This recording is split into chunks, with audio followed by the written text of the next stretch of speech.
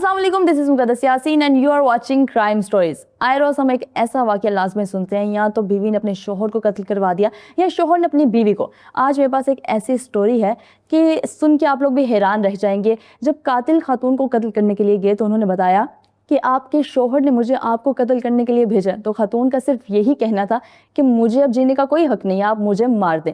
आइए जानते हैं ये क्या स्टोरी है, क्या तफसीलात है। समा डिजिटल के नुमाइंदे आमिर मजीद से। वेलकम आमिर। बहुत शुक्रिया। आमिर, मुझे बताएं कि ये इतना मायूसी के साथ जब खातून ने बोला कि मुझे जीने का कोई हक नहीं है, मेरे शोहर ने मेरे खिलाफ इस तरह से साजिश की है, तो आप मुझे मार दें, तो क्या वाक़या ये? मुकद्दस बिल्कुल अफसोसनाक वाक़या है। मैं आपको पहले इसकी इनिशियल डिटेल्स बताता हूँ। ये गुजरांवाला का इलाका है, रहमतपुरा। वहाँ पर ये वाक़या पेश है। एक खातून जिनका नाम निदा बीबी हैं वो, और उनकी 4 साला बेटी दुरे अदन घर में मुर्दा हालत में पाई गई। रेस्क्यू 1112 को कॉल किया जाता है, पुलिस आती है, जो मकतूलीन हैं उनकी लाशें सब खाने मुंतकिल की जाती हैं और उसके बाद तहकीकात का आगाज़ कर दिया जाता है। हमारी बात हुई है पुलिस से, और पुलिस ने जो इस केस की डिटेल्स बताई हैं, इनके मुताबिक जब पुलिस उस घर गई जहाँ से निदा बीबी और दुरे अदन की लाशें मिली, तो उन्होंने वहाँ जाकर देखा कि घर जो है वो बिल्कुल ऑर्डर में है। कोई चीज़ बिखरी नहीं हुई। इसके अलावा कोई चीज़ चोरी भी नहीं हुई। तो पुलिस को शक हुआ कि ये क्या मामला है, ये दुराने डकैती तो कत्ल नहीं है। बिल्कुल। और ये कत्ल किसी ऐसे शख्स ने किया है जो इंतहाई करीबी था मकतूलीन के। तो मुकद्दस पुलिस को शक हुआ कि ये कोई इंतहाई करीबी शख्स है जिसने इन दोनों को कत्ल किया है। पुलिस ने तहकीकात का आगाज़ किया। बड़ा वाक़या था। जो सीपीओ गुजरांवाला हैं उन्होंने एक तहकीकाती कमेटी कायम की और एसपी हिना नेकबख्त की सरबराही में एक कमेटी बना दी जाती है। अब कमेटी अपना काम शुरू करती है। सबसे पहले जो शुबे में इंसान आता है कि उस घर में रहता कौन कौन था। बिल्कुल, ऑब्वियसली सबसे पहले ये सवाल उठेगा। निदा बीबी, दुरे अदन और निदा बीबी का शोहर गुलाम मुस्तफ़ा। पुलिस ने गुलाम मुस्तफ़ा को अपनी कस्टडी में लिया और जब उनसे तफ्तीश की गई तो उन्होंने सबसे पहले तो इनकार कर दिया कि मैं अपनी बीवी और बेटी को क्यों मारूंगा। बिल्कुल। लेकिन पुलिस इस पर काम करती रही। और पुलिस ने फौरन ही जो गुलाम मुस्तफ़ा का जो सीडीआर है वो निकलवाया। तो जब गुलाम मुस्तफ़ा का सीडीआर निकलवाया तो सीडीआर के अंदर ये देखा गया पुलिस ने कि गुलाम मुस्तफ़ा ने निदा बीबी को बहुत ज़्यादा कॉल्स की हुई हैं।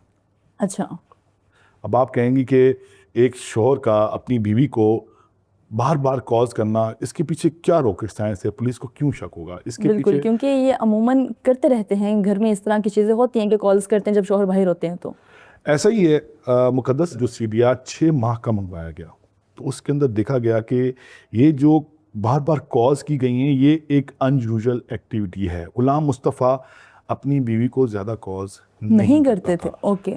पुलिस को पहला शक यहाँ पर हुआ। फिर उसके बाद पुलिस ने उस इलाके की सीसीटीवी फुटेजेस जमा की। जब सीसीटीवी फुटेजेस जमा की तो देखा गया कि एक शख्स है जो तवातुर के साथ वक़ूए से पहले उस घर के बाहर चक्कर काट रहा है मोटरसाइकिल पर। पुलिस को शुबा हुआ और पुलिस ने उसको भी हिरासत में ले लिया। वो शख्स कौन है? उसका नाम यासिर है और वो निदा बीबी का हमसाया है। अच्छा, फिर पुलिस ने कड़ियाँ मिलाना शुरू की। यासिर का भी सीडीआर निकलवाया गया। और यासिर के सीडीआर में जब पुलिस ने देखा कि उसके और गुलाम मुस्तफ़ा के कुछ दिन पहले से, उससे पहले कोई कांटेक्ट नहीं है और उसके बाद बार बार कांटेक्ट है। फिर उसके बाद पुलिस ने खोज लगाई तो पता चला कि यासिर और गुलाम मुस्तफ़ा ये बड़ी एक अनयूजुअल एक्टिविटी थी कि 2-3 बार कहीं आउट ऑफ सिटी भी गए हैं, विद इन सिटी भी मिले हैं। तो पुलिस को शक गहरा होता गया। पुलिस ने दोनों को अपने पास बिठा कर रखा, उनसे पूछगिछ करते रहे और ये सारी जो इन्वेस्टिगेशन हुई है ये सिर्फ 10 घंटों में हुई है। गुलाम मुस्तफ़ा ने एतराफ़ जुर्म कर लिया कि उसने अपनी बीवी को मरवाया है और यासिर ने इकबाल जुर्म कर लिया कि उसने निदा बीबी को कत्ल किया है। अब यहाँ पर सवाल पैदा होता है कि निदा बीबी को तो कत्ल किया, लेकिन वो 4 साला दुरे अदन का क्या कसूर था? बिल्कुल। और हमें मुझे ये भी बताइएगा कि मियाँ बीवी के आपसी ताल्लुकात कैसे थे और क्यों उन्होंने कत्ल करवाया अपनी बीवी को? मुकद्दस, इसका भी मैं आपको जवाब दूंगा। दुर्योधन सोई हुई थी और उसको कुछ घर के अंदर अजीब सी हरकत महसूस हुई, तो वो अपनी वालदा को तलाश करने के लिए ऊपरी मंजिल पे जब गई तो वहाँ पर उसने कातिल को देख लिया था। और यासिर का कहना था कि बच्ची को नहीं मारना था, लेकिन जब बच्ची ने उसको अपनी वालदा को कत्ल करते हुए देख लिया था तो उसको मारना ज़रूरी हो गया था, तो उसने उस बच्ची को भी कत्ल कर लिया। अच्छा, अब मुकद्दस, अब आपके दूसरे सवाल की तरफ आते हैं कि दोनों के जो ताल्लुकात थे वो बेहतर नहीं थे। अच्छा। और जो गुलाम मुस्तफ़ा है वो दूसरी शादी करना चाहता था, और यही वजूहात थी कि गुलाम मुस्तफ़ा और निदा बीबी के झगड़े आपस में रहते थे। ओके। अच्छा, जब दोनों ने एतराफ़ जुर्म कर लिया तो पुलिस ने ये भी पता लगवाया कि उन्होंने ये प्लान कैसे बनाया और इसको एग्जीक्यूट कैसे किया गया। यासिर ने पुलिस को बताया कि गुलाम मुस्तफ़ा ने उसको कहा था कि वो निदा बीबी को मारने के एवज़ उसको 2.5 लाख रुपए देगा। ओके। ठीक। और ये मिडिल क्लास फैमिली है दोनों, यासिर भी और गुलाम मुस्तफ़ा भी। ना यासिर के पास जो है वो 2.5 लाख रुपए थे और ना ही गुलाम मुस्तफ़ा के पास 2.5 लाख रुपए थे देने के लिए। तो गुलाम मुस्तफ़ा ने जो श्योरिटी होती है, जो एडवांस है, वो निदा बीबी के जो सोने के टॉप से वो उनको दिए थे, और इसके अलावा 28,000 रुपये जो रकम है वो दी थी। और इसके अलावा जो बाकी मांदा रकम थी वो 1 हफ्ता गुजरने के बाद देनी थी, लेकिन पुलिस ने तहकीकात करते हुए 10 घंटे के अंदर ही उनको गिरफ्तार कर लिया। अच्छा मुकद्दस, ये कहानी यहाँ पर ख़त्म नहीं होती। जब निदा बीबी की लाश पोस्टमार्टम के लिए भिजवाई गई तो वहाँ पर जो खातून मेडिको लीगल अफसर थी उन्होंने लाश का मुआयना किया और उन्होंने बताया कि इस तरह मालूम होता है कि इनके साथ जिनसी ज़्यादती भी हुई है।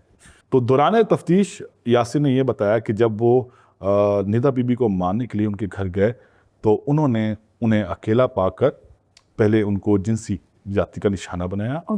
और उसके बाद उन्होंने कहा कि मैं तुम्हें कत्ल करने के लिए आया हूं और मुझे तुम्हारे शौहर गुलाम मुस्तफ़ा ने कत्ल करने के लिए भेजा है। निदा बीबी एक घरेलू खातून थी, उनको जब पता चला कि उनके ही शौहर बिल्कुल ऐसा ही है उनको कत्ल करवाने के लिए भेजा है तो उन्होंने कातिल से कहा कि अब मेरा जीने का कोई फायदा नहीं है, आप मुझे कत्ल कर दें। अच्छा, ये एक गुंजान आबाद इलाका है मुकद्दस। पहले ये प्लान बनाया गया कि फायर मार कर कत्ल किया जाएगा निदा बीबी को, लेकिन गुलाम मुस्तफ़ा ने कहा कि अगर तुम फायर करोगे तो आवाज़ आएगी और आसपास के जो लोग हैं वो मुतारिक हो जाएंगे। तो ये फैसला किया गया कि छुरी का इस्तेमाल किया जाएगा, और इसीलिए जो गुलाम मुस्तफ़ा है उन्होंने अपनी बीवी को कत्ल करवाने के लिए एक छुरी का इंतज़ाम किया और छुरी का इस्तेमाल किया गया इस कत्ल को अंजाम देने के लिए। अच्छा आमिर, आपने ये वाक़या तो हमें बताया, लेकिन पुलिस अभी तक क्या कार्रवाई कर रही है और तफ्तीश कहाँ तक पहुँची है? मुकद्दस, इस कत्ल की तहकीकात के लिए पुलिस मुल्ज़िमान को पहले जायबुकुआ लेकर गई और उसके बाद फिर उनको जो आला कत्ल है छुरी जहाँ से ख़रीदी गई वहाँ पर लेकर गई। इस तरह आला कत्ल तो बरामद कर लिया पुलिस ने। जो मुल्ज़िमान के जो बयानात थे उनको वैलिडेट करने के लिए कि उनकी मुलाकातें कहाँ कहाँ हुई, कब कब हुई और कैसे कैसे हुई, प्लान कहाँ बना, पुलिस जब उनको लेके जा रही थी तो इसी इसना में जो मुल्ज़िमान के साथी हैं वो मौके पर आ गए और उन्होंने मुल्ज़िमान को छुड़ाने की कोशिश की। उन्होंने पुलिस पर फायरिंग की, पुलिस ने जवाबी फायर किए। फायरिंग का सिलसिला काफ़ी देर चलता रहा और जैसे ही फायरिंग का सिलसिला थमा तो गुलाम मुस्तफ़ा और यासिर इंतकाल कर गए थे। तो दोनों पुलिस मुकाबले में मारे गए हैं। Thank you so much Aamir, आपने ये स्टोरी हमारे साथ शेयर की। बिल्कुल ही इंतहाई एक अफसोसनाक वाक़या है। गुलाम मुस्तफ़ा के पास शादी करने की ऑप्शंस और भी मौजूद थी, वो बजाय इसके कि अपनी बीवी को कत्ल करवाते उनसे इजाज़त ले लेते तो ज़्यादा बेहतर रहता। हमें आज के शो से इजाज़त मिलेंगे आपको नेक्स्ट प्रोग्राम में। तब तक के लिए अपना बहुत सारा ख्याल रखिएगा। अल्लाह हाफ़िज़।